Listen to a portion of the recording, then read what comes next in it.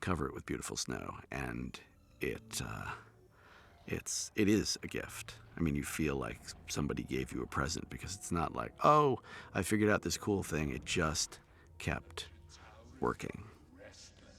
And now we're here.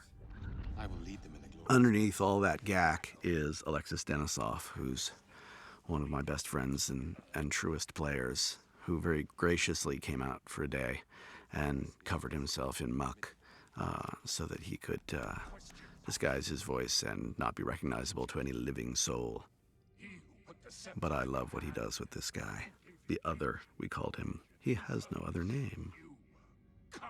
And, you know, what we had here was, 8 square feet of bumpy stage that looked not unlike Star Trek, the original series.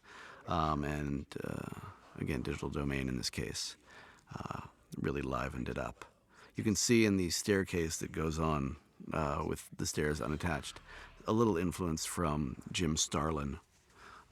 Jim Starlin wrote and drew a couple of the most important Avenger arcs for me, particularly the Avengers annual that was followed by the Thing 2-in-1 annual that contained the death of Adam Warlock and was, of course, a story about Thanos and his love of death. For me, those were the seminal Avengers stories.